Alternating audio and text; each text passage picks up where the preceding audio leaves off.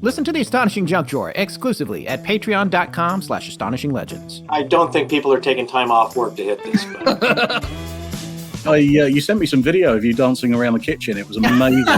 music any white drunk college kid can dance to. I'll just stick with the AI stuff. That's Rowan said that, not me. My math teacher, she doesn't explain it that well. Well, that's the hallucination, right? That's like AI hallucination. We have lives, too.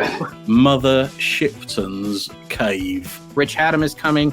Jim Harold is coming. I'm doing a lot of laughing. Is it? Right? Astonishing Legends would like to thank Squarespace, our contributors at patreon.com, and you, our listeners, for making tonight's show possible. We've just returned from the very first Monster Fest, put together by our friends at Small Town Monsters, the makers of dozens of documentary films about Bigfoot, dogmen, werewolves, the Mothman, various other cryptids and monsters, and the occasional UFO. It was held in Canton, one of Ohio's appropriately smallish towns, about an hour from Cleveland. We weren't sure what to expect when we boarded our planes to what we've long said is the strangest state in the nation. Still, it would not be an exaggeration to say that the entire experience was overwhelmingly fantastic, bizarre, and enlightening all at once. This was a fan-facing event for graphic artists, illustrators, authors, fellow podcasters, researchers, investigators, spirits, demons, and interdimensional beings. In short, it was a blast. We'll talk a little bit more about the event tonight, but aside from meeting so many of you in person, the other thing that we got to do was a live show. For this live show, we asked some of you to join us and share any stories you might have. And share them you did.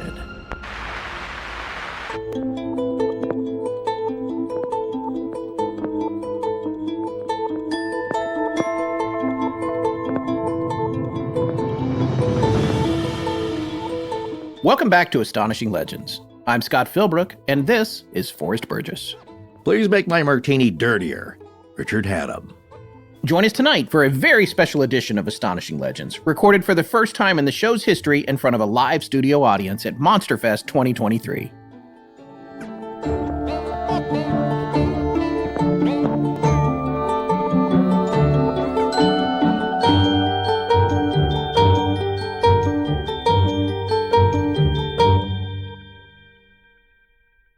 And we're back. From Ohio. That we are, folks, and what a whirlwind Ohio was. Man, it was a lot of fun. It certainly was indeed, and I want to apologize to anybody I talked to because I was delirious. I had been up all night. That's just my usual thing is I'm excited. I was very excited to attend this, and it was I couldn't get to sleep anyway, plus I had an early Uber ride at 3:30 in the morning, but I was testing out gear, just pacing around, again, I couldn't sleep anyway, so I showed up without having slept. And I think I slept about 5 hours in 2.5 days. So it was crazy. I had a little more rest than you, but I couldn't believe how many folks showed up. I was so touched by so many fans. Wait, that came out wrong. I was so touched by how many fans stood in line to talk to us. Okay. No, we didn't. We did touch. We hugged a lot of pictures. Folks. Yeah, it was. Yeah, there was a lot of folks. There was families. All kinds came to say hello. It was great. Small Town Monsters premiered their new film on the Thursday nights on the trail of Bigfoot, Land of the Missing.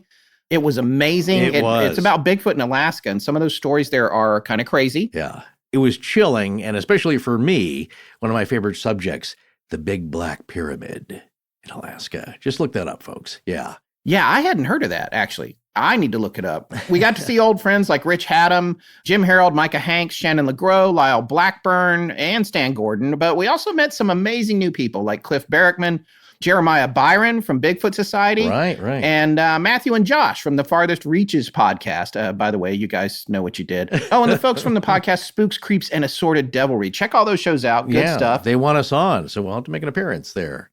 I also enjoyed meeting Danner Safer Spray from Conjure Dust Designs. Yep. His car was actually totaled on the way to MonsterFest. Yeah. And he was only coming from like an hour away. So glad you survived that, Danner. That was legit life-threatening. He showed up anyway, which is pretty awesome. Most importantly, our super crew, most of them Facebook group members and some of our mods from our Facebook group, our friends Megan, Roger, Jill, and Bree. Megan was actually with us that day, all those years ago in the Sally house. That's right. Dave, Kaz, Jen, Tana, Don, Sandy, everybody's amazing kids like the fine young man, William. Please forgive us for anybody we left out. It was a whirlwind, and I was delirious. But we've missed some of you, of course, but everyone can't get to everything. You're all amazing, and we're going to hear from some of you tonight. Yeah, it was really heartwarming to see everyone and get to hang out. At first, I thought this thing is really only one day. It's so short. I mean, there was Small Town Monsters new movie the night before, and then one day for Monster Fest. But honestly, I think another day of it would have killed me. I think it may have had. I may have done it. I'm still recovering. Okay, so a couple of things about tonight's show. Firstly, this was recorded live on tape, or I guess rather live to an SD card at Monster Fest. There were a ton of people packed into a bit too small of a room, but we're very appreciative. Everybody showed up, and the turnout was amazing. Yes. But that room felt like being in a humidifier in a shower on the surface of the sun. I was dewy. I was glowing. Yeah. Yeah. Everybody was laughing and interacting with us too. So when you hear that in the segments of the show tonight, that's real, folks. That's no laugh track. These are actual Monster Fest attendees who were there, and I guess fans of Astonishing Legends, and 6 of them even came up to share stories with us. So we'll have that coming up in a bit. In fact, listen to what happened just when I asked everyone to say hello. Everybody say hi. That is awesome. All righty, sir. Oh, yes. And by the way, we did want to give a shout out to Brandon Schexnader, who was pinch hitting on the edit for us on this show. Thank you so much, Brandon, for coming back into the fold. We like having you on backup. Well, how do you want to do this? I think we're just going to play the recording and come back in when we have something to say about the story. Sound good? Sounds good. Let's do it. Welcome back to Astonishing Legends. I'm Scott Philbrook.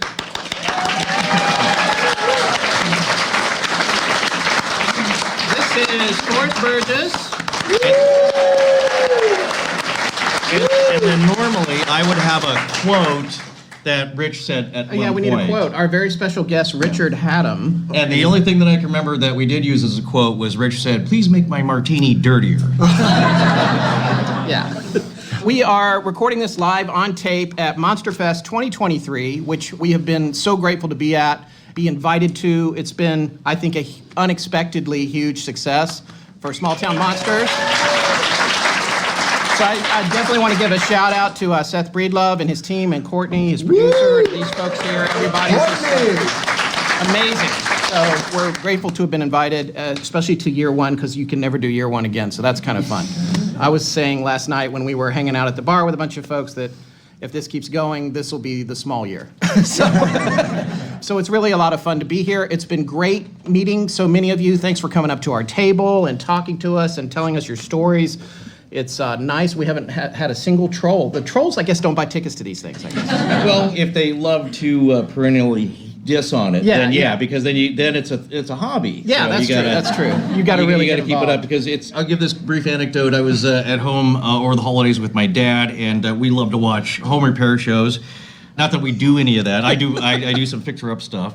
And for some reason, he doesn't really care for Bob Vila. And we used to watch that show all the time. I don't know what it is. I think he just likes the newer one. So he was just going on and complaining. And I said, "Well, Dad, the other one, This Old House, that's only a few channels away. Let's watch that." He's like, "No, that's fine." He wanted to watch to be able to complain about Bob Vila. Yeah, so right.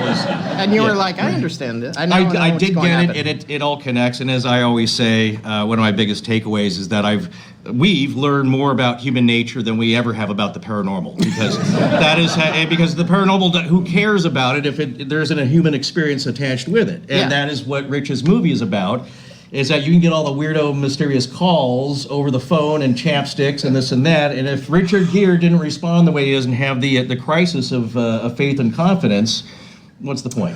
Well, I was listening to a podcast. The guest was Avi Loeb, and he was his whole thing was, we've got to take people out of the equation. Yeah. And we can only use instruments to gather, and from a scientific viewpoint, that makes perfect sense.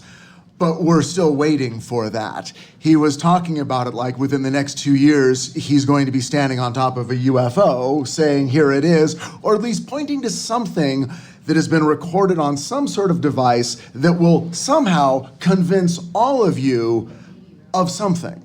I don't know how effective that is. I think it is always interesting and good to get as much scientific information as we can, but for him to say, I'm not interested in the stories that people tell, well, then you're leaving out the observer. Right. The only thing that could ever have an opinion or an experience or interpret any of this is a human being.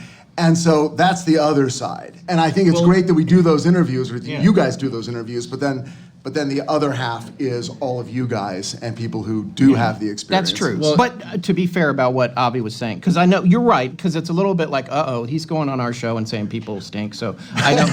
but by the same token, he's primarily dealing with deep space, interstellar. You know, what he's saying is like there's not a point to injecting assumptions about something that's so far away. All that really matters is the data you can get from it, which I agree with in that case. But I totally agree with you also. And in terms of science, and I also liked how he was saying that when people within mainstream science are refusing to accept new scientific theories, then that's a huge problem. Because then it's like, okay, well, I can agree with that. Well, no, it's like you said. Sorry, keep cutting you off. I'm just going to, the last thing, and then I'm going to let you go. One more. I'm sure it'll be the last time. No, it's going to be the last time. But Scott, So anyway, I was just saying, I was just going to say, I liked what Avi says about Galileo and the clerics. They refuse to look through the telescope. That's what I was saying. Yeah.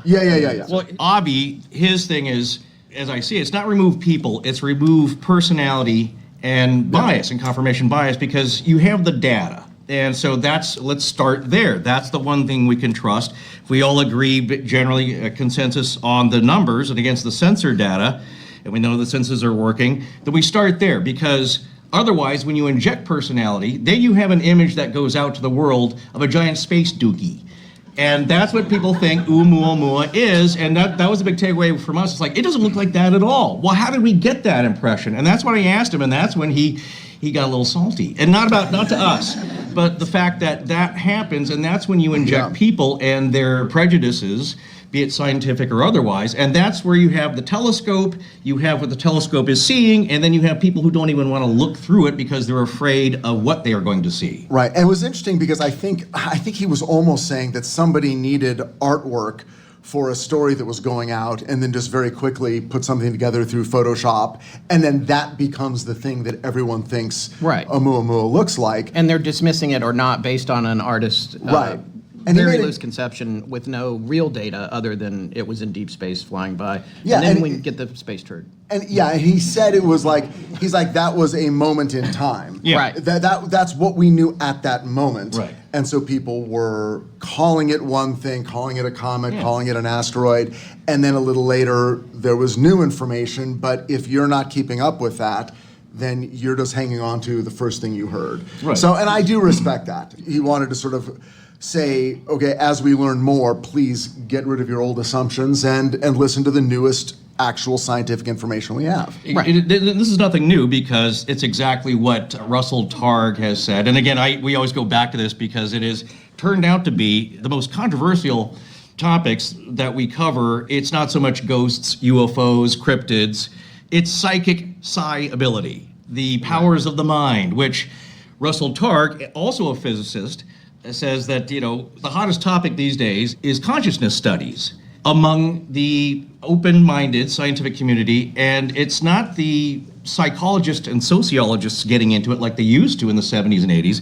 Now it's the physicists that are getting into psi studies. Yeah. And so his point, though, is that when it came to, I dare not even say the word, I'm just going to say RV, because again, we get, as soon as you say that word, that it's a trigger, and then people start, oh, there you go, it's Madame Minerva, and he's talking about around it. Viewing, Okay, he said it. Well, hold on. Well, I'm just saying, you were talking about a recreational vehicle. Yeah, I don't RVs. Yeah, it is. That is the term. But like I said, as soon as you say that, it's like you get the eye rolls and the eyeballs falling out of your heads. And here's what Russell Targ said, though, is that when they presented their data, because that is part of the process, is that's what their job was to do, is with the Stanford Research Institute, gather data for the government, for the military, and you can collect that data on how accurate it is. And he said the consensus is that the data and its collection were accurate and accepted. What was not accepted were the implications of the data, and that's where personality comes in. It's like you have this set of data. It's like, well, that can't mean, though, that there's psychic ability exists. That's impossible. Much as whatever this Galileo fellow's trying to, have us look at in the telescope, that's also not possible. And so the easiest way to get to sleep at night is not look through the telescope. That is true. Yeah. Or, don't open your closet, because Shifferobes apparently are very haunted everywhere, and things come in and go out of them, and it has to do maybe with a portal kind of a phenomenon, but many of the emails we get have to do with a haunted closet, which is also a name of a great thrift store, vintage clothing shop, the Haunted Closet. But it was at the Paranormal the Haunted Onion was the pub. Yeah. Can we get a show of hands? Haunted closets? Anyone? Oh, we've got the right group here. All right, good. That's a significant statistical hand raising there, I would say, because you're not expecting anyone that you know to have anything strange in their homes. But here's what we said from the beginning. Once you start asking people and they trust you not to laugh at them, you'll get some of the most amazing stories. That's what this microphone and that's what is the empty for. microphone. Yeah. So we did say on the show that if anyone had any stories they'd like to share, or they wanted to come up and talk for a minute about something that happened to them, we do have a microphone here. I recognize that there's probably more people in this room than people might want to be in front of. I know I was shocked when I came in here, but if anybody has a story they'd like to share and talk to us about, the mic is open for that. Raise your hand and I will have you come up. And if you don't, that's okay too. We're all family here, folks. And then a long, embarrassing silence ensued. Oh, here we go. Sir? Come on over. All right, give him a hand. Yeah.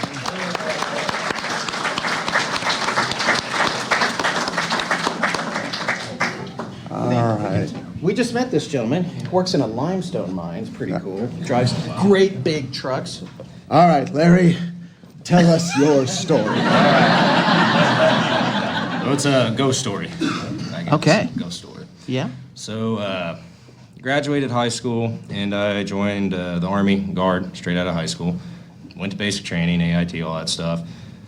And I came back home to learn my civilian job. My grandfather, I started driving trucks for my grandpa for his company he had in Indianapolis.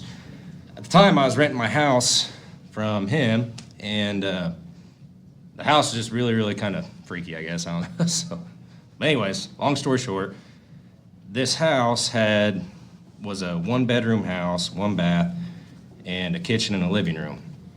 And at the time, there was a burnt tree stump outside that I'd always wondered what the burnt tree stump was about.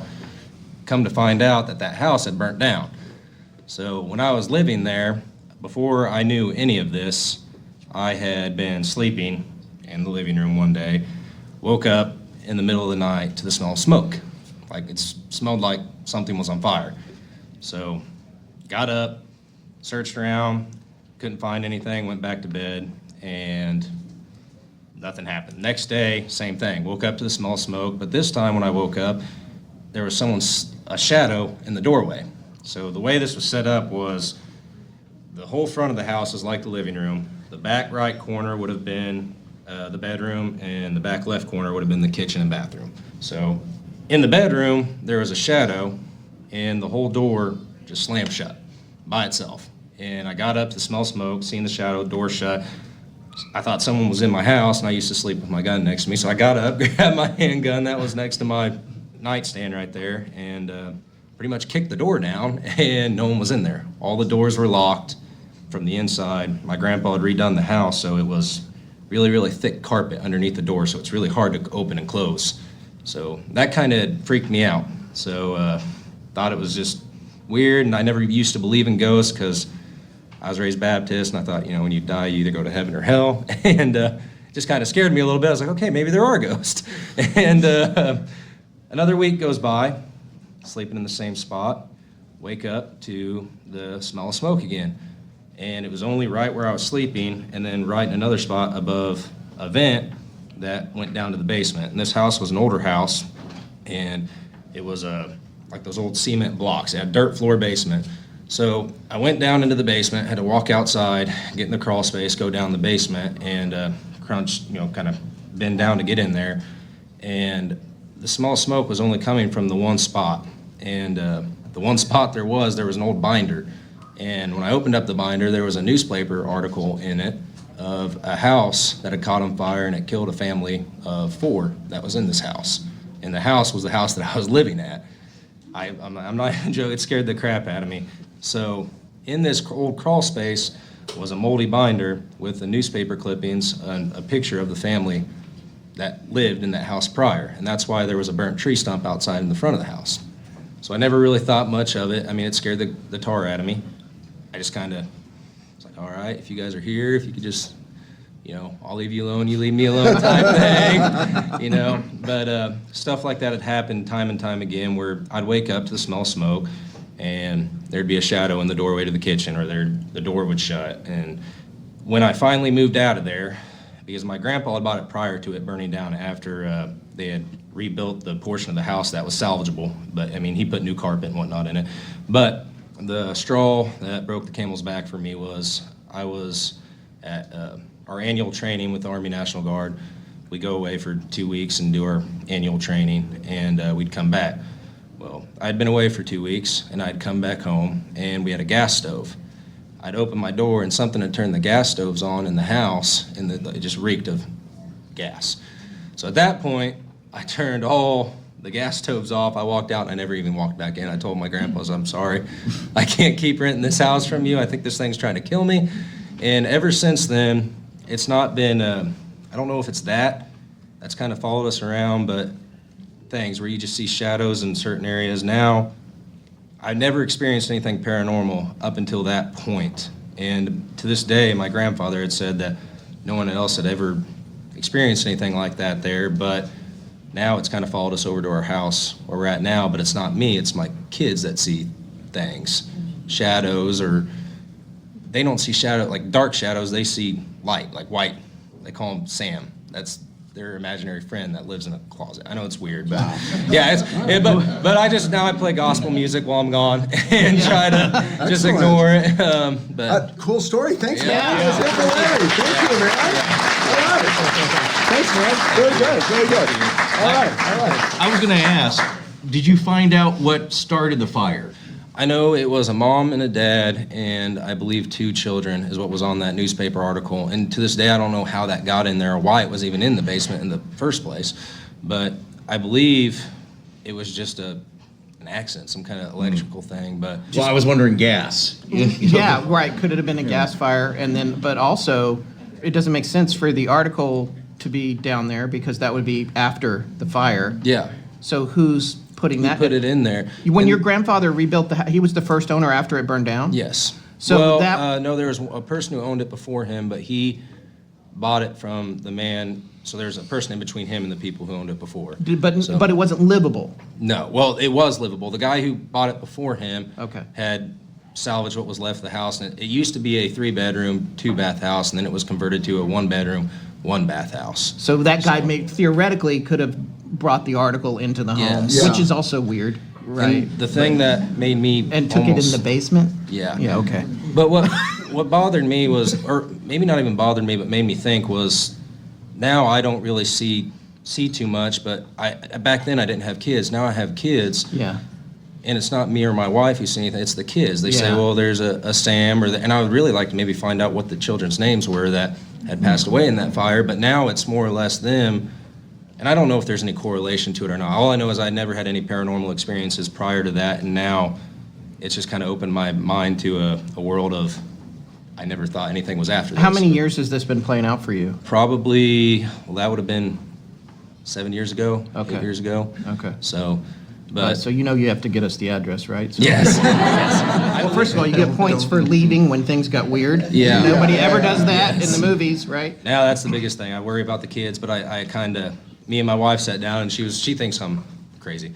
But I just kind of had a conversation. I started playing some gospel music, and I was like, all right, guys, if you followed me here, these are my kids, just leave them be. And but after a few months, my son Owen, he stopped talking about Sam, and now the doors just kind of leave themselves alone. So Okay. hopefully, Okay. it's yeah. That's a great story. Yeah. Yeah. Again. Yeah.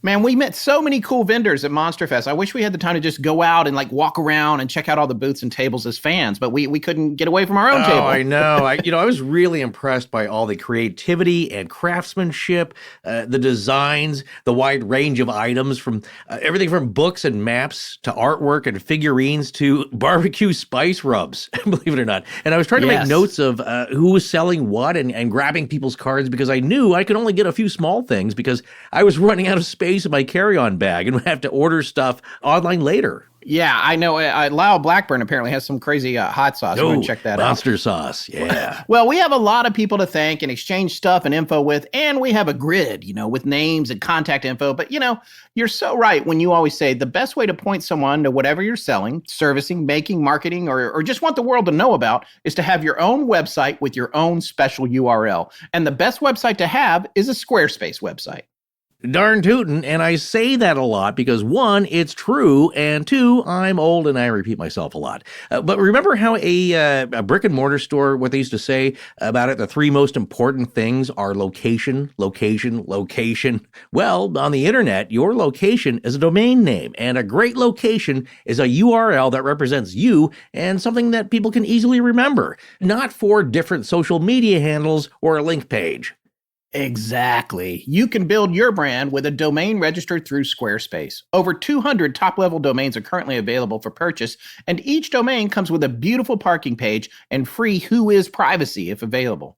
You can also connect your website to a domain you purchased from a third-party provider or transfer a third-party domain. If you have a custom domain linked to your Squarespace site, you can create a custom email address that matches your domain. And every domain that points to a Squarespace site comes with a free SSL certificate, so your visitors can see that your website is secured using trusted communications protocols. Uh-huh. And I don't think you said the word domain enough. Well, that's part of my domain. No, I see. But you know what? All of that is so important if you want people to shop at your site. Squarespace has everything you need for e-commerce, including templates, inventory management, a simple checkout process, and secure payments. So whatever you sell, Squarespace has merchandising features to make your products look their best online. And that includes freaky-looking cryptids and monsters.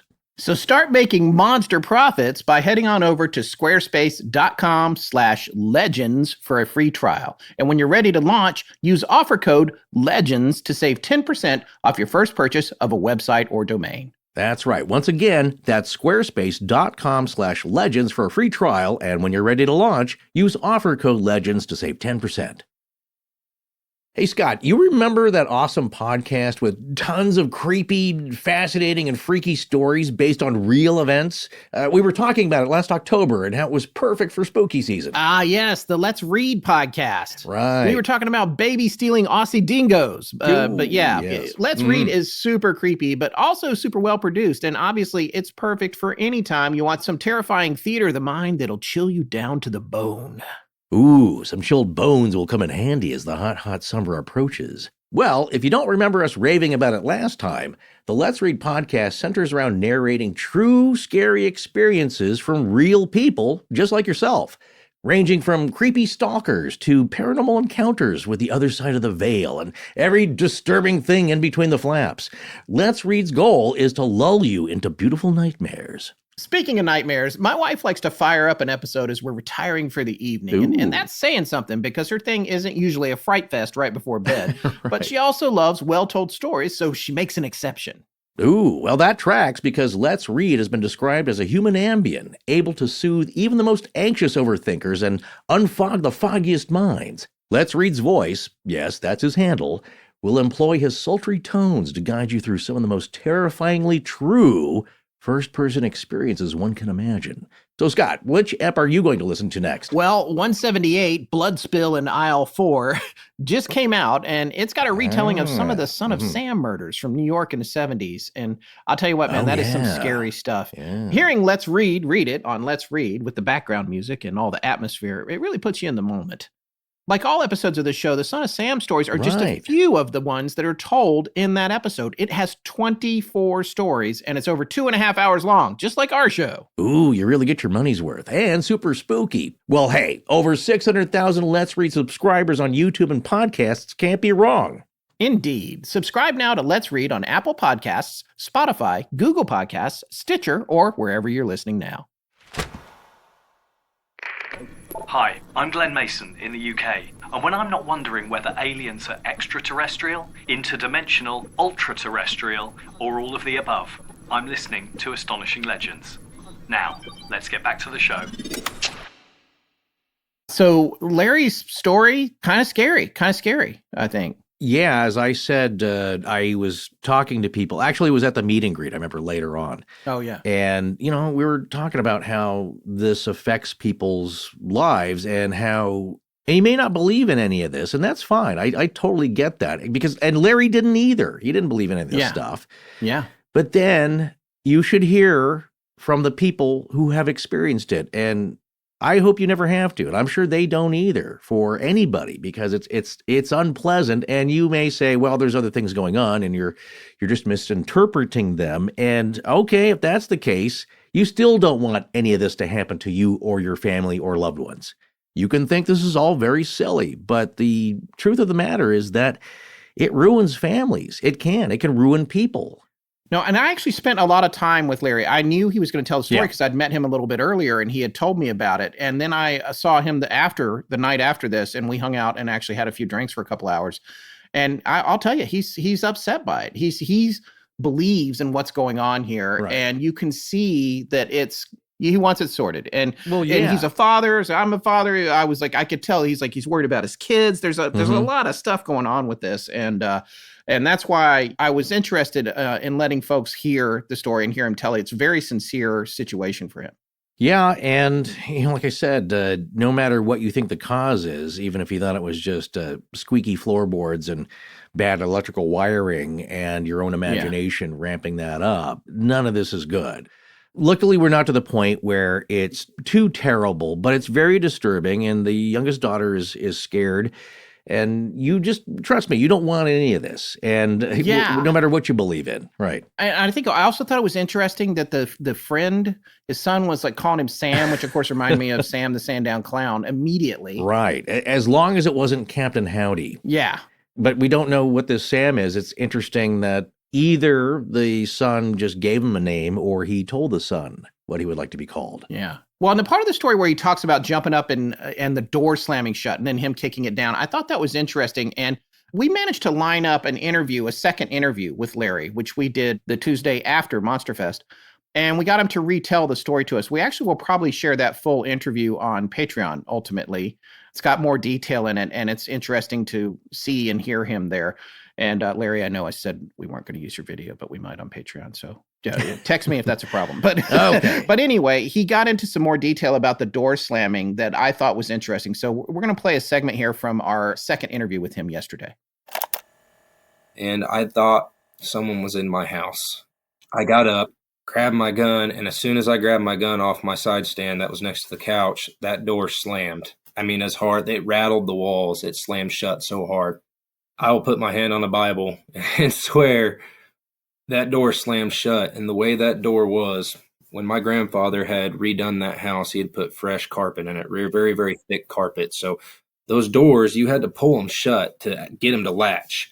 And I kicked that door in, and my grandpa was upset with me because I had to replace the hinges on it out of my own money. But I kicked the door in, and there was nothing in there. Absolutely nothing. The windows were locked from the inside still. There was nothing under the bed, nothing in the closet. There was no, attic entries above my head that something could have crawled up into. Nothing. I don't know what it was. I don't know who it was. And it worried me so much and freaked me out so much that I remember I left the house. I got up, I got dressed, I left the house, and I just went out to my dump truck at our location where our dump trucks were. And I did my pre-trip inspection. I started it up, and I just sat in my truck until the daylight came out. So then fast forward to a few more weeks later, same spot, same hour. It was always in the same spot, and it was always in the same hour. It was always between 1 to 3, 4 o'clock, always in that area. But like I said, it progressively got worse. And the third time this happened, so to break everything down, the first time it was the shadow in the kitchen. I got up and it was gone. The second time it was the shadow in the doorway, a heavier smell of smoke, slammed the door shut. and I left. The third time I woke up, but it woke me up because I was scared that I thought my actual house was on fire. That's how heavy the smoke smell was. There was no smoke, but the smell of smoke was just so heavy and thick inside that area where I was at. And I was like, well, I've got to go down to the basement, because at this point I wasn't thinking ghosts. I wasn't thinking shadows. I was thinking there's got to be something on fire down into that basement. So I thought those extra details were important. That's why I wanted to put that in there. I was curious when he said he kicked the door down if he got in trouble with his grandpa, and he sounds like he did. Yeah, and I think he intimated that the grandfather didn't really totally believe him because he never experienced any of it himself, Yeah, and that's the other thing that's interesting, and we'll talk about that in a minute, is his wife has never seen anything either, but the kids have and he has, so. That's often a common scenario that you'll hear about, is that not all family members experience the same thing or anything at all. And then they don't know what to make of it because everybody, they know the other family members and they're so sincere and they know what they're like. But for us, an instance of that goes all the way back to the Kukowski intruder with Liz and Craig Kukowski, where they experienced something separately years apart, but the sister who lived down at the end of the hall, nothing at all. Right. Didn't know what was going on. Had no idea any of that was happening. And neither did Liz or Craig until they talked about it, 20 years later? Years later. Yeah. Crazy. Like 10 years later in a bar after an improv show.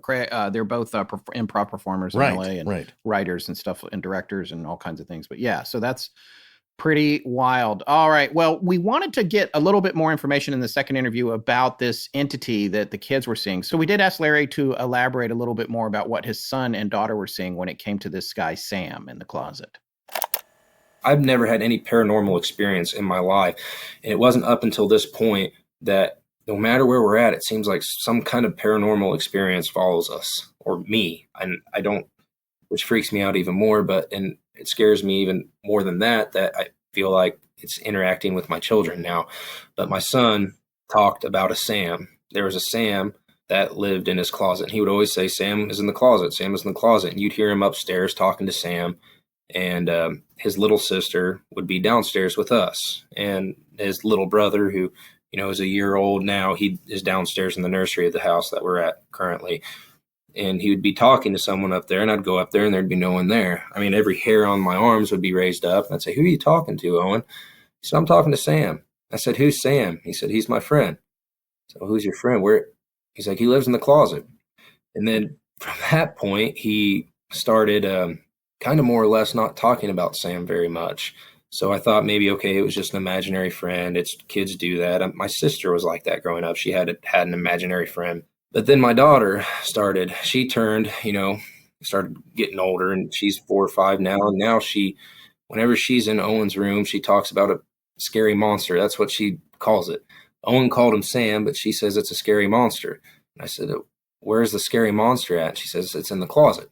Both of them say that it's in the closet, except for Owen thought it was his imaginary friend. He called it Sam, and she calls it scary monster, but she's about 1.5 years younger than he is. So there's things that worry me about that, with the door slamming and whatnot. Did either of the kids describe what they saw, what it looked like to them, or did you just not ask them? My daughter said it was black. She said scary monster and black, and she's very, very smart, but she's got very few words. She really says right now she's starting preschool, the pre-K right before you start kindergarten, actually this year. So everything she had always told me was just it's scary monster and black. And your son never described what Sam looked like?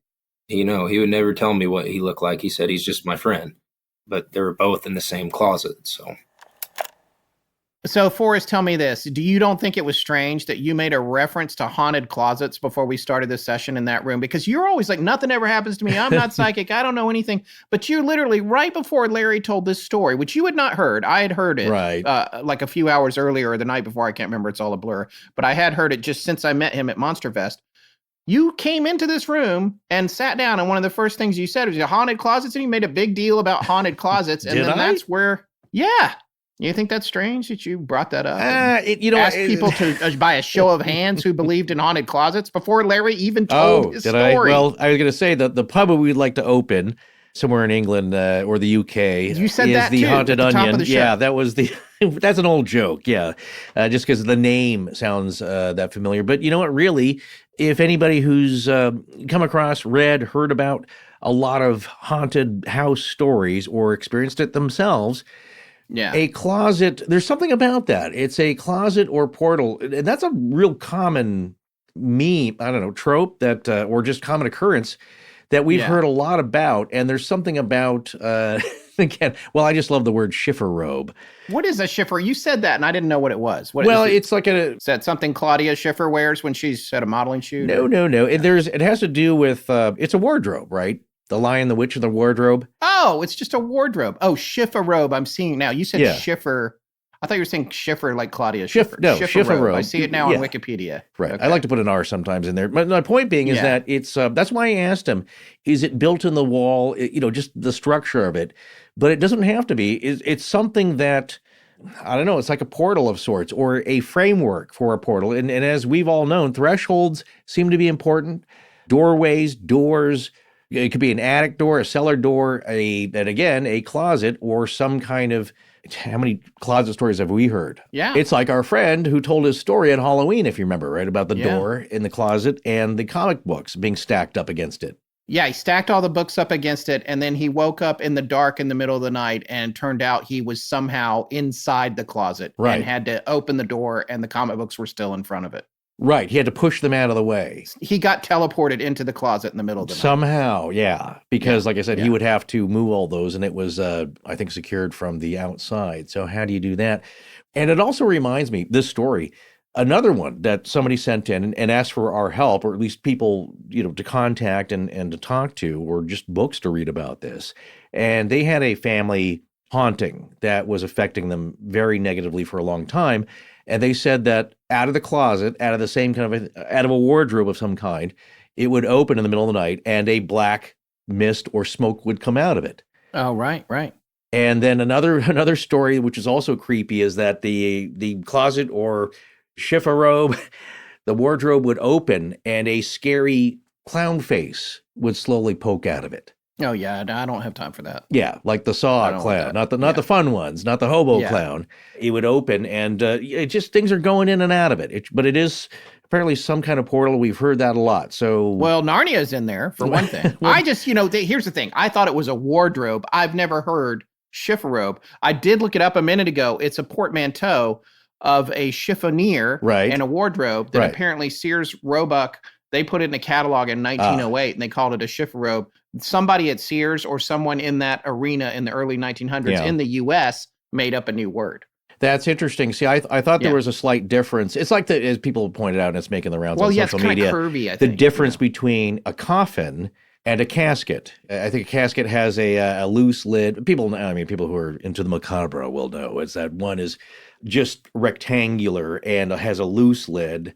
The other one's has a hinge lid. There's differences. I thought the one wardrobe is one that has drawers on the bottom, or there's some slight. Oh, that makes sense. You know what I'm saying? There's a difference. Is that because the chiffonier has drawers. So I've learned all this in the past 10 minutes. Right. So you, but it doesn't really matter. It's just something that's coming out of it and goes back into it, but it has a closure.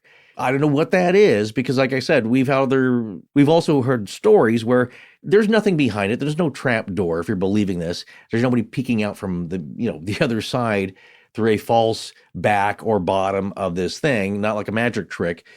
It just has to do with the doors or just an item that is able to be an entrance or an exit for this activity. Well, that brought us to our next question for Larry, which was about his youngest. We asked him to elaborate a little bit on this. And actually, I don't think he told this part of the story when he was live in the room. This was additional detail that he gave us in our second interview about his son, who at the time was still in the crib and crying. So check this out. Very, very frustrating sometimes because it makes you feel like you're going insane. But, she's not seen anything. My daughter has, my son has, and I have. But my youngest, the 1-year-old, he is downstairs in the nursery. And 2 times in this house, I've seen a shadow, but it wasn't black. It was white, if that makes any sense. Mm-hmm. It does. The first time, it was around Christmas time. We had our Christmas tree up in the corner. And from behind my chair was a white shadow, but it almost looked like a child's height. And it went by and just disappeared. But that window is facing the road that's outside our house. So I do believe that there's a chance that could have just been a passing car, maybe a light glare or something through the window. Fast forward, my son was crying. My wife was at work. Go figure, because everything that happens is when she's gone.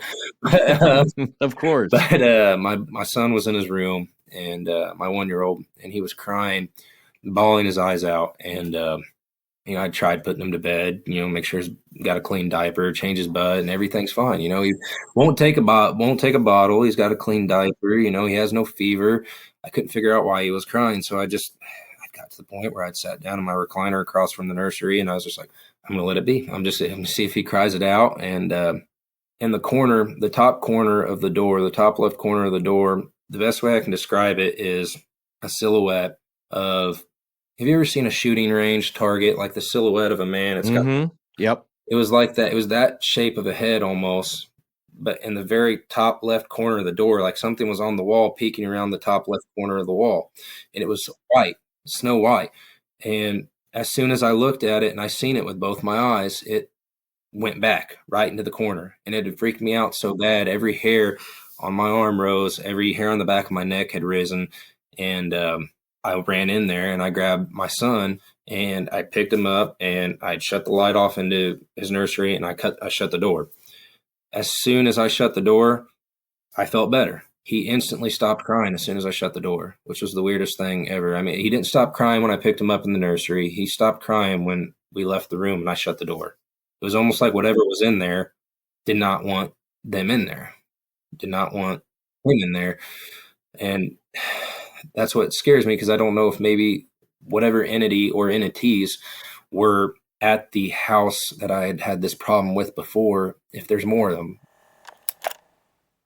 All right, so that's a little extra info on Larry's story. We're going to be trying to see if we can put him in touch with some people who can help him out behind the scenes. Let's go back to our live recording and our next tale from Monsterfest 2023. What's her name again? Lore, like mythology. Lore. All right, Lore. Give a hand to Lore.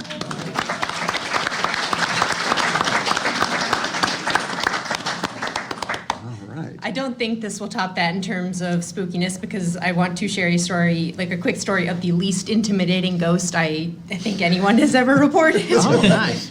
I went to college a couple of years ago, the small private liberal arts college in southern Wisconsin. So it was not very populous, but there were always a couple of sports guys wandering around the main courtyard.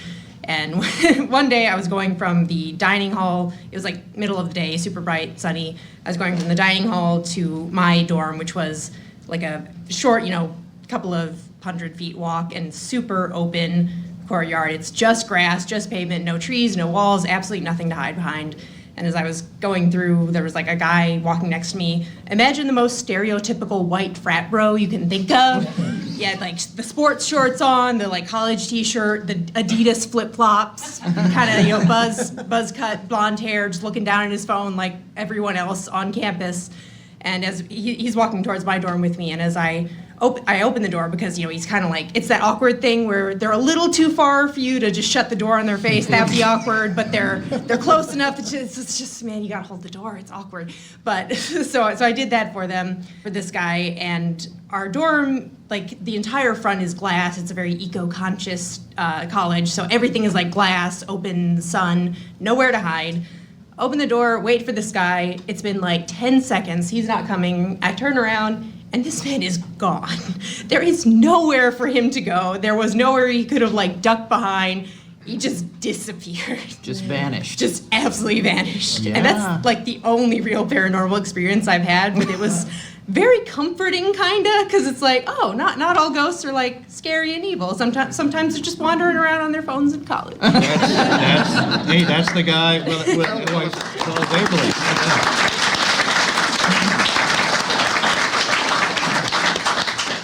So here's my question here, is because again that sounded that mundaneness sounded like the guy I think I still saw at Waverly. Yeah. And it's the most mundane thing, and you don't notice it, and then whatever, this guy crosses in front of, speaking of Ohio, James Willis, so he crossed right in front of him. Our friends Jill and Roger back there were there with us. And as soon as he ducked into one of the empty rooms, and there's no doors on these places, he ducked into the empty rooms. Beyond those, as people know, if you know Waverly, it's that open I'm sure they all know ledge. Yeah, by now it's by how it's laid out. Like there's nowhere to go, like you said. So then you look at the room, he's not there. You look down, it's like, and then you start to question. So did you, when he just kind of vanished, did you question yourself, like, did I see that at all? Or what's your first thought? Yeah, well, it was funny because I was, had the spent like 30 seconds like, where could he have possibly gone? And then it was just an odd sense of comfort because, again, that was the only paranormal-ish thing that's ever happened to me. So I was just kind of overcome with this sense of, oh, okay, so ghosts aren't all bad, because that was definitely, if not a ghost, I don't know what it was, but it was an odd sense of happiness, which is strange. That's not what you usually hear with paranormal encounters. So I thought that was funny. It's certainly noteworthy, and it doesn't have to be that scary or disturbing. But if you're like us, probably a lot of us in this room, it's comforting to know that the world is much more interesting than just what you see normally on a day-to-day basis. There's still some wonder and mystery and fantastical things that happen, even if it's just a Broheim dude ghost. Such a problem. Thanks for coming on, you. Laura. Thank you so much.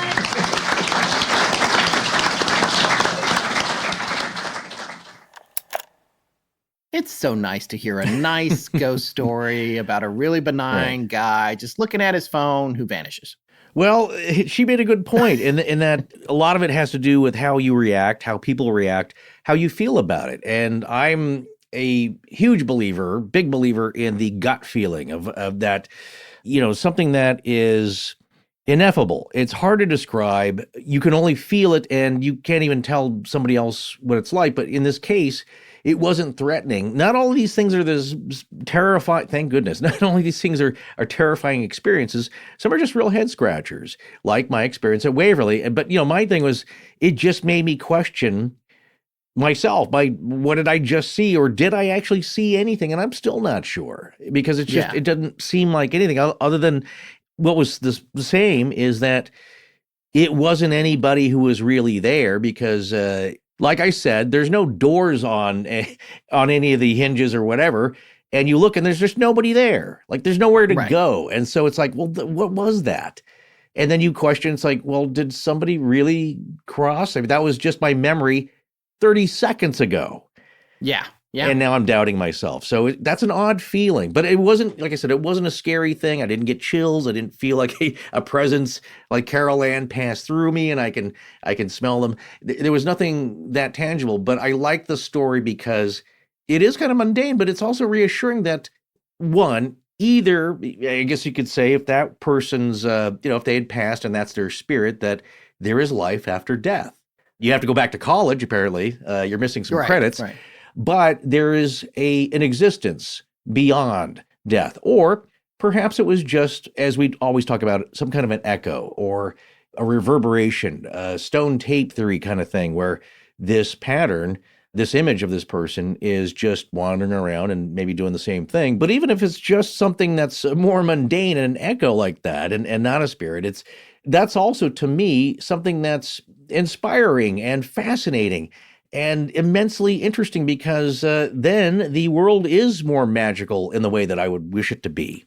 Well, one of the things that made me laugh about the story that Laura told was that she was singling out this guy's clothes, and she talked about the Adidas flip-flops, and our friend Dave was standing in there in those exact flip-flops. Yep. He's actually the last storyteller from this evening. Right. But it's funny, but he's not really a bro. But he did have the classic Adidas I've owned a flip-flops. pair of those slides as well. They're very comfy. Yeah, they're comfortable. Yeah.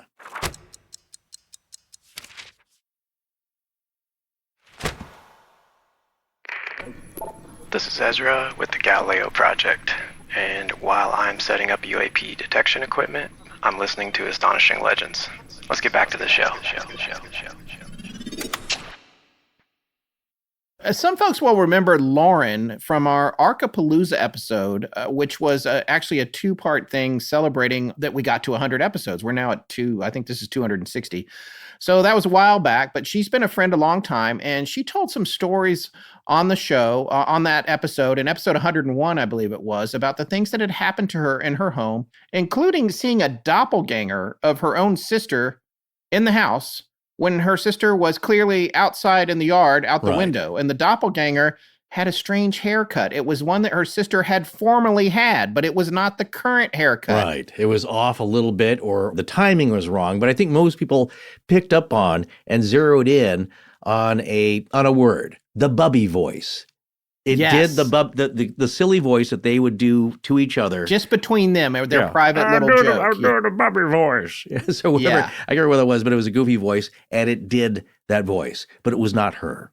But it was not her. So this next story comes from Lauren's parents, who we didn't even know were attending until they No. came up to us and said, "Hi, I'm Shauna, and this is Jim Ham. We're Lauren's parents." I was blown away. We have been talking to them for years via email. We have a bunch of research material from them.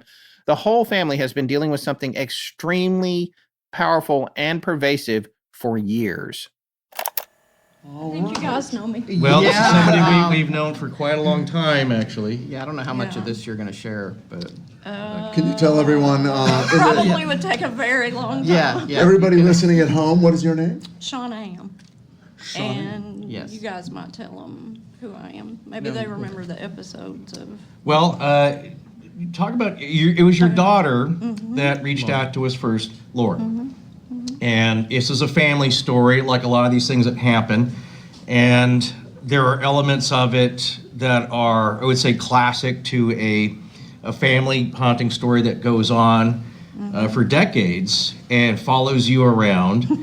And the Venn diagram that occurs with these and the people that you meet and tell it to also can have their experiences. And we had a little bit of our own, not in a bad way, but just, again, one that gets your attention with the Ham family story. And so in this case, it had to do with a little bit, again, it's all this network that we've developed when you start this show and you get the wonderful people that meet up with you and share their stories and are intimate with it. And you start meeting other people like Debbie Chestnut, who, my friend John Eberhardt first met with his family story.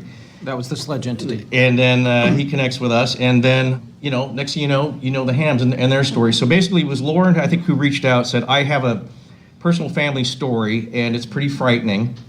And it seems to keep plaguing us. And so the story as it unfolds, there's a lot of details. And she actually did research for you too, didn't she? She did, yes. So she does help out. But if you would, give us, I guess, the bullet points or the Reader's Digest version of, because again, like we said, a lot of these times, and we actually just got done talking on Hammond Chamberlain's podcast about people sending us their Halloween stories, and sometimes they're disappointed in that we didn't include it, but what we said is like, well, we're looking for an anthology and various types of stories. We want to get to a bunch of them, but some are a lifetime, and they would take one or two or three parts to fully cover as they should be, and that's why we didn't choose them. Or years.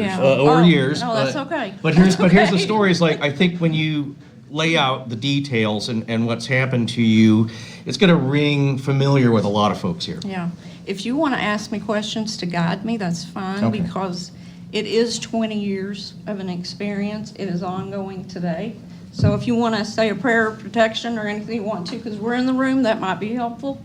If you want to just ask questions, that's the easiest way, because it just goes on and on. I was on a podcast not too long ago. Right. Okay. Let's start at the beginning. What was the first thing that seemed unusual, abnormal, that got your attention? It actually started in Bible college. This is a weird thing to say, but sometimes Christians don't want to think about this stuff. And we found it to be true all the way through our experience. It was just a complete shutdown. But it all started at a Bible college. The first things that we noticed were electrical disturbances. The lights would flash on and off. We actually had maintenance come in about 3 times at one time. We had incidences of, there was just this horrible smell coming from it was actually the kids' playroom. So you go in, you look for dead mice, you look for, did they leave food in the play school kitchen? It's rotten, whatever, So we vacuumed the room, we fumigated it, we went in, and this went on for how long? Months. Finally, we went in one day, it was gone. Just totally gone. I mean, it was a horrible putrid smell, but it was just things like that. We thought, well, I had one incidence of what I would call violence toward the children, which really scared me at that point. And then at that point, I thought, we've got a problem here. What happened? I was actually in the kitchen, and we had this set of stairs in the apartment. We had a gate at the top of the stairs. The kids knew, you know, you don't play with toys at the top of the stairs. You don't go near the stairs. And the whole time we've been there, the kids never fell down the stairs. I mean, they just didn't. And I heard this thud, thud, thud, thud, thud down the stairs.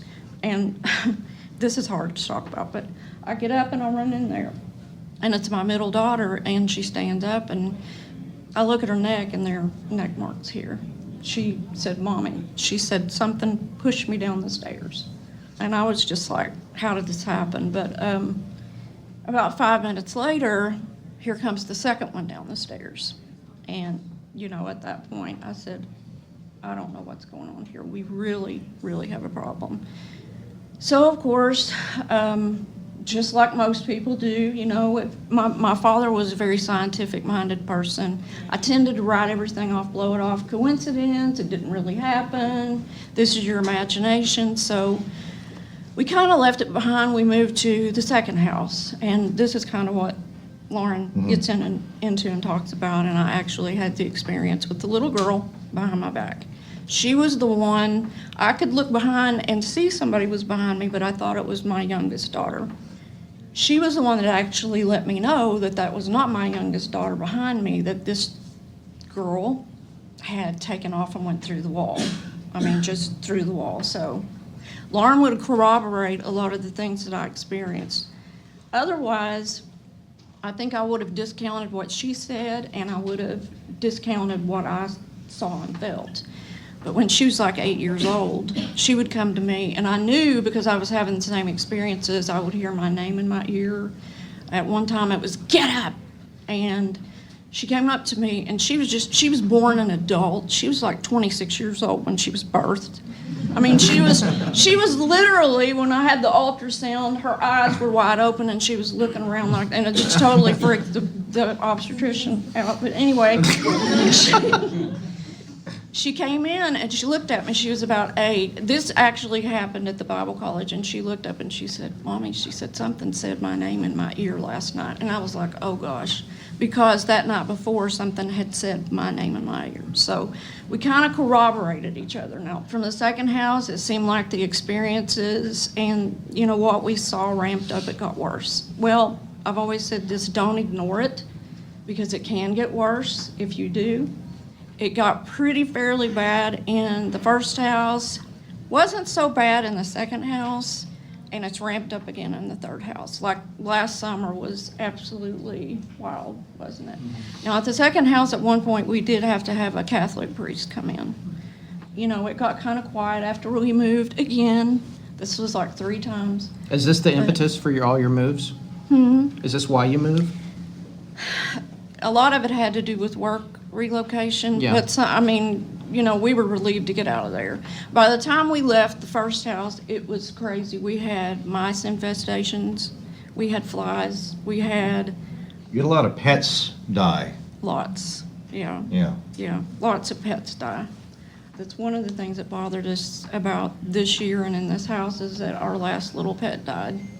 And it was just like, Well, it wasn't, Lauren was also having issues at her apartment, right? Mhm. What kind of stuff was happening to her there? about the same thing. And, Yeah. and it's funny because she will have it. Our youngest daughter, Carrie, this never used to happen to her, but it started to. Carrie's just kind of, I don't know, she just doesn't have the, I don't know what you would call it. She doesn't have it. But she started to have some experiences. Her boyfriend has actually started having them. We have had people that have come into our houses that we don't even know. I mean, it was like the ice cream delivered, because we live 14 miles from anywhere.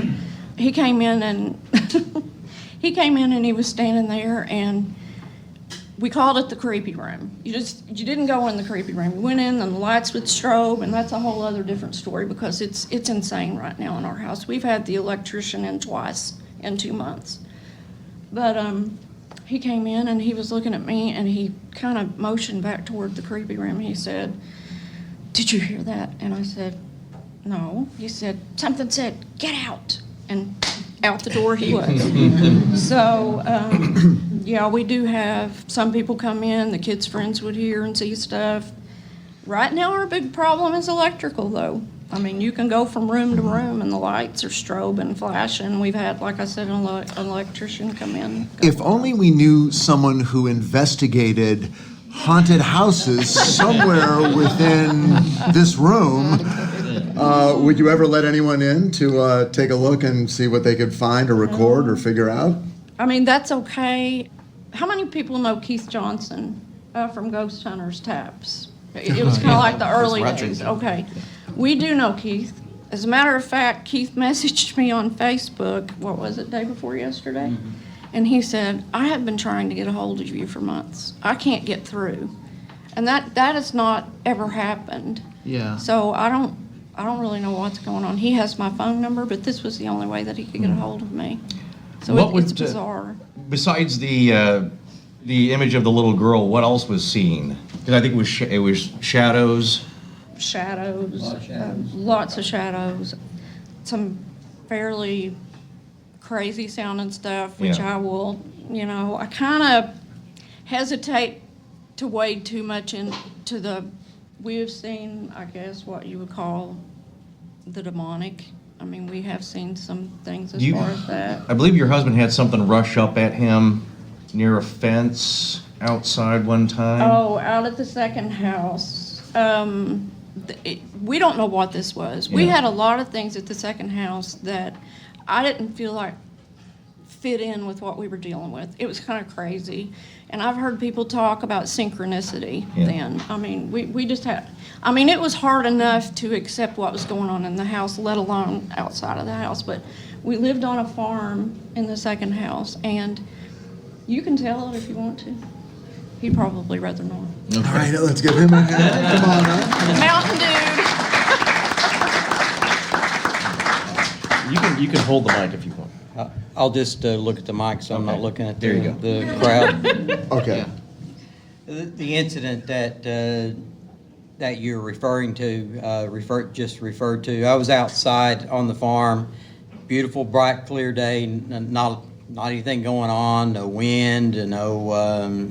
It was just a nice day, and I happened to be looking down towards the end of our field on our farm into an area that we refer to as the ravine area, which seemed to be where a lot of strange things seem to take place. And it was the oddest sight. I'd never seen anything. Well, I guess I had. It's sort of like when you're driving down a hot day and you see it looks like a mirage come up off the roadway. Well, this is down in the trees, and all of a sudden it looked like it from that movie The Predator, where you see the mirage look and you're seeing the heat wave, right? Yeah. And it grew and grew and then it was gone. You know, and I never did see anything come out of it or anything like that, but it was just gone. But it was enough to really freak me out. He burst in the house and he was like, I don't know what this is. I don't know what. But in a very brave way. Yeah. Very brave way. Thank you. But well, I mean, here's the thing: we can put you in touch with folks, we need to get out the Rolodex on but that one. Sometimes only so much can be done. It's like it depends on what it is, or it goes away for a little bit, comes back again, and it's something hard to get a handle on. But I think remember what Debbie Chestnut said is that sometimes her view is that I think with a little bit of research also that Lauren did, and again that's when it gets very emotional. I think there's a generational family thing that we won't get into because, again, they can't defend themselves. These are generations past that may have had an origin that has come down, let's say, from things and practices that previous generations had been rumored to take part in, and that has come down the family line. And so what I can tell you is that when we had Lauren on a Zoom call with Tess and Scott and Debbie Chestnut, and here's the thing, it's one of them being an observer, an impartial observer, and Scott and I or on this call, same thing with Tess, and Debbie says, I think I know what this thing is. And I don't want to say its name, but she described it, and then there was a picture. Oh, yeah. And Lauren started crying, because she's like, that's it. So yeah, they've got a serious issue going on there. It's sophisticated, it's complicated, it's so complex. We're a little flummoxed on how to help them. Well, we have put them in touch. They've been very grateful for the people we put them in touch with, and said so in an email afterwards. And certainly they're like an extended family because we've been around them so long. And have gotten bits of their story. And like I said, we're collecting it, but it is one of those things that is it could be a book or at least a two-parter on our show. So there's a lot going on, but it is a classic family haunting. Yeah. And the thing about it that people don't know is just how exhausting and draining all of that is that it's just physically, mentally, emotionally, spiritually exhausting, tiring. Yeah. It does a lot of damage to a lot of families, especially ones that aren't prepared to handle this kind of thing.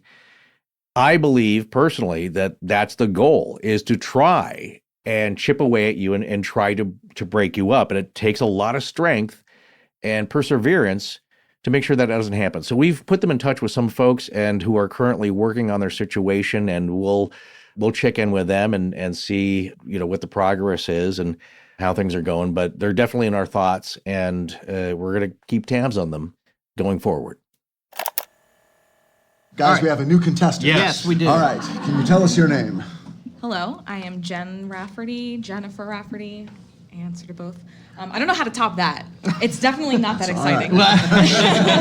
Yeah, so I live outside of Philadelphia. I'm about 2 hours exactly from Gettysburg, which is where this encounter takes place. It's not super duper scary. It was a little bit creepy. It's probably the most creepiest thing that's ever happened to me. So obviously Gettysburg is probably one of the most haunted places in the United States, certainly probably in Pennsylvania. So 2 years ago in 2021, my friends and I did a ghost investigation with, I think it was the Gettysburg Paranormal Society. And basically they'll take you to a couple of different locations, not on the battlefield, because the battlefield is closed at night and they do not let anybody go on the battlefield, so they'll hit you with a fine. Not that I know, I don't know that from personal experience, but from what I'm told. So the second location we went to was a home that was turned into a field hospital during the time of the battle. Any of the houses that surrounded the battlefields were turned into field hospitals just because of the amount of carnage. So this particular home had been rented out to a family, and then at the time we went to investigate, it was no longer being lived in. It was abandoned, essentially. It was owned privately, but nobody was living there. There was no running water, no working electric. So it was myself, my group of friends, and probably about 8 or so other people. We were all spread throughout the house. My friends and I were up on the second floor, I believe. Or actually, you know what? It was the third floor. And in this particular room, we were told that there was supposedly a spirit of a Confederate soldier by the name of George.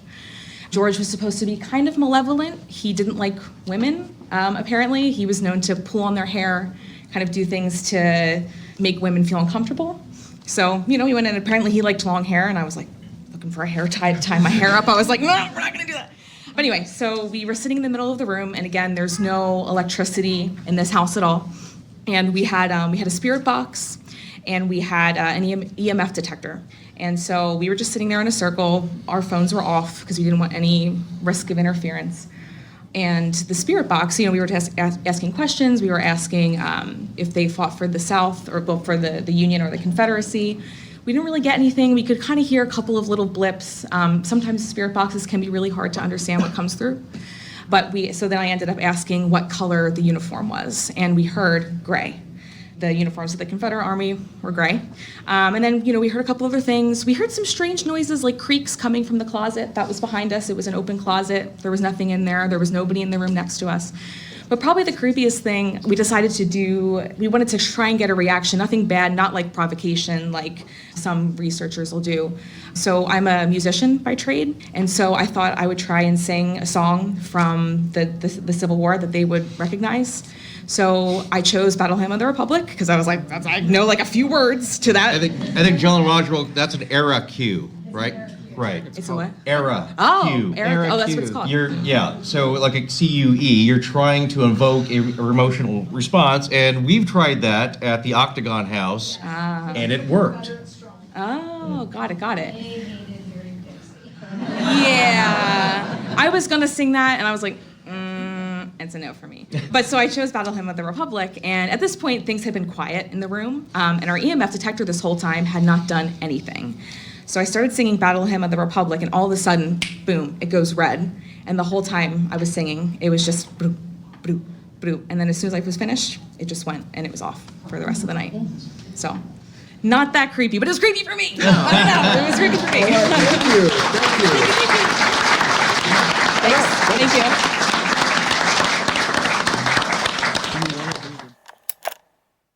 I just want to say a special thanks to Jen Rafferty for coming up and tell that story. She is great. She's one of the mods in our Facebook group. She has great energy. She's a lot of fun to hang out with. Absolutely. We appreciate her coming to this. Yeah, right. She's terrific. Great sense of humor.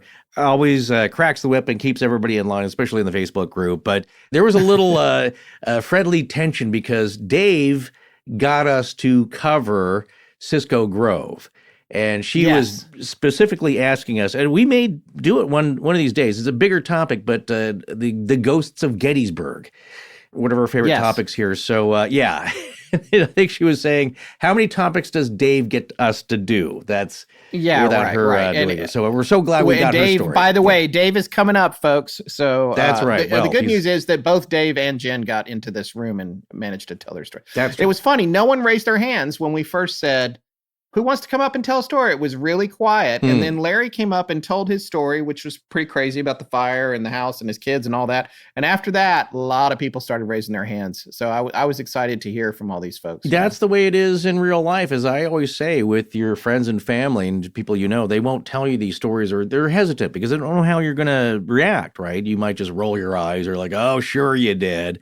Even your closest friends. And that's annoying to a lot of people when your closest friends and loved ones don't believe you. And that's part of what Larry was saying. Is, his own grandfather was like, I don't know what's going on with you, boy, but like you're acting kind of goofy. And replace those hinges. Yeah, right. And you ruined, he's trying, it's a rental house. He doesn't. I just fixed this up. You kicked the door down. Yeah, exactly. So he made him go out of pocket on it, he said, which I thought that's classic grandpa behavior. Right. I know exactly that feeling too, where the door rubs against the carpet, and I don't like that. Personally, I don't like I like a smooth flowing door. So it's very visual element. I could feel that totally, and just how it didn't just go. It wasn't the wind, right? It didn't just fall closed by itself. So anyway, yes, I get it when friends and family don't believe you, and so that's why people don't mention these things until they can kind of trust you, and then open up, and then sometimes it's like, I was so glad I was able to tell this story, because it's cathartic as well. Getting that off your chest and having people, like, you may not believe everything, but at least they're not laughing at you. That's all you want. Well, and the other thing that was interesting that I learned about this, because I have not, you've been on a couple investigations with Roger and Jill, which I imagine they taught you about, because they were the ones who chimed up in the back of the room. I owe all of about our era cues. All of our field knowledge and experience so far, I owe a lot of that to them, and they've been doing it for over 20 years, and so they know all the tips and tricks. They know what to look for. They know all the terms, and they're very studied and experienced. And that's what we learned in historical places, is that you can have, what they call an era cue, and that you play something or have some kind of stimulus that is appropriate to a specific era. So at the Octagon House, they played an old Confederate song. Jill did on her phone, and it doesn't. You don't have to sit there and play it on the piano. You can just play the music, and on Roger's device, which basically measures the amount of non-randomness in a haunted place or a place with spirits, those numbers went off the charts as soon as we started playing that song. So, like I said, in a place that's seen a lot of pain and death, or just a lot of high emotion and energy, and you know the history of it. That house, the Octagon House, had a lot of Civil War soldiers who were badly injured, who died there, who were getting patched up, who passed through. It had a lot of history. And so when you played a rebel song, that sparked a lot of emotion. And that's the idea, is that people can be patriotic. I don't know about you when you hear drum and fife, if you want to take up arms and fly the flag. But in a battle situation, that's the purpose of it, to get your spirits up, rally you. to let you know. I mean, a modern equivalent is like, when you hear Ride of the Valkyries in Apocalypse Now, and that kind of gets your muster up. And so that's kind of the idea, is that even in death and with spirits, that it will provoke some kind of reaction. Not always a bad one. You're not trying to insult them, as you see on some shows, because they need a reaction because nothing's happened in 6 hours. In this case, though, you're trying to appeal to them, like I said, something that they might like or respond to. And it could be, like I said, if you're trying to communicate with old Aunt Bertha and she liked this one piano piece, you might play that and you might get a response because she liked that when she was alive.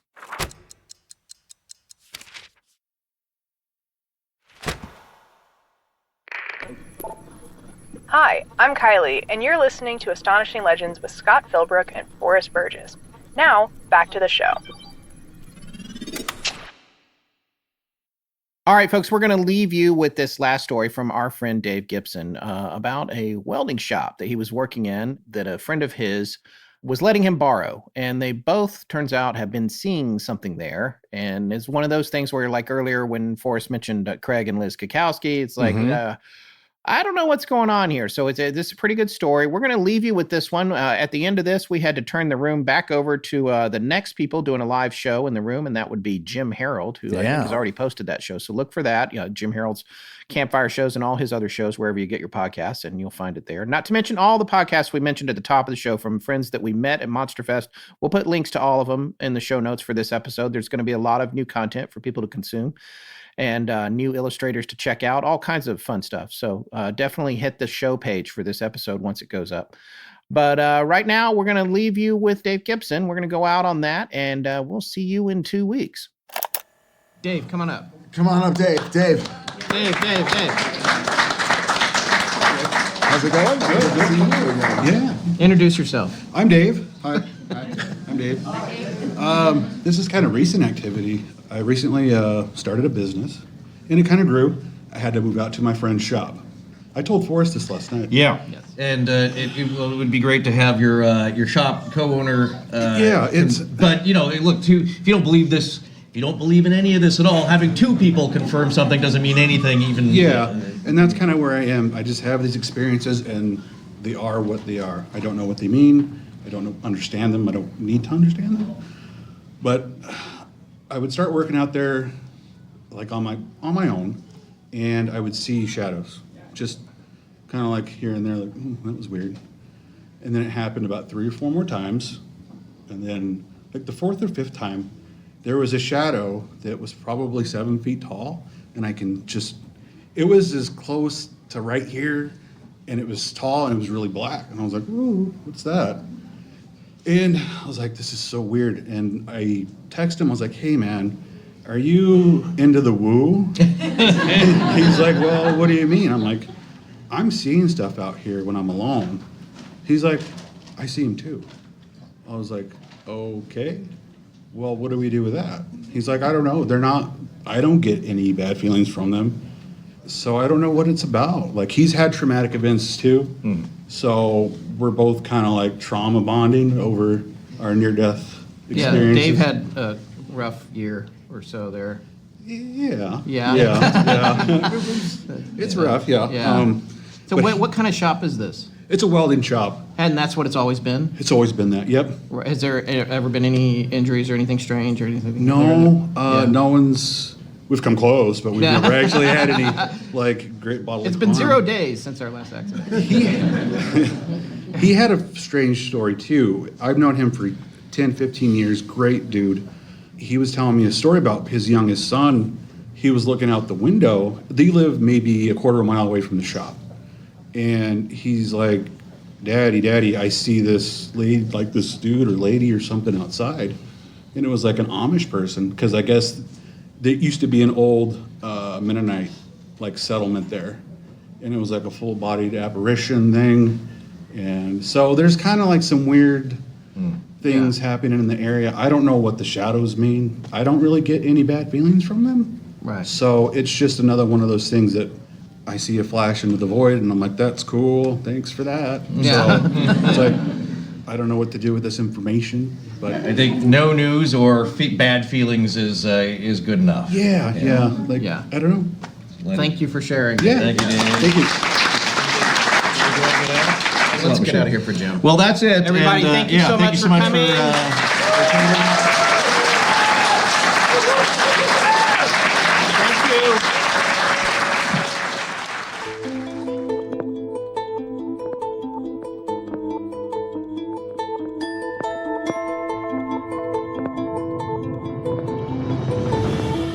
That's going to wrap up our first show done in front of a live studio audience. It was a lot of fun, even though some folks are going through some tough paranormal times. A very special thanks to Larry, Lore, Jen, Shanna, Jim, Roger, Jill, and Dave for joining us. We're going to be back in 2 weeks with Pulitzer Prize-winning journalist Richard Blumenthal. Blumenthal co-wrote the now infamous 2017 New York Times front page article, Glowing Auras and Black Money, the Pentagon's mysterious UFO program.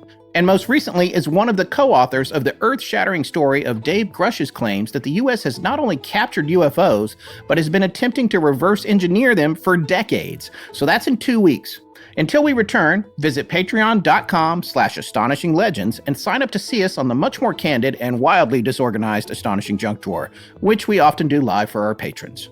Astonishing Legends is edited by Sarah Voorhees-Wendell at VW Sound and co-produced by Tess Feifel, who is also head of research and the social media manager. Our technical producer is Ed Vicola, or as we call him, the Mechanic. Special thanks to our announcer, John Boland. Our theme, which is available as a ringtone, was composed by Judson Crane at foundermusic.com. All other music and sound design for the show is composed and created by Alan Carestia. Our logo was created by Tommy Beaver Design, and our animated graphics for social media and YouTube are done by Joshua Sloan at deadstreetproductions.com. Every episode going back to September of 2020 has a transcription available on its corresponding webpage at our website. Earlier transcriptions can be made available upon request to astonishingcontact@gmail.com. Astonishing Legends would not be possible without you, our listeners. Visit our store at astonishinglegends.com or interact with us and other listeners on Instagram, Twitter, Discord, Facebook, and YouTube. You can also visit us at patreon.com/astonishinglegends, where patrons have access to additional bonus content, including the Patreon exclusive show, Astonishing Junk Drawer, which is available every week. The main show is not. No part of this show may be reproduced anywhere without permission. Copyright Astonishing Legends Productions. Good night.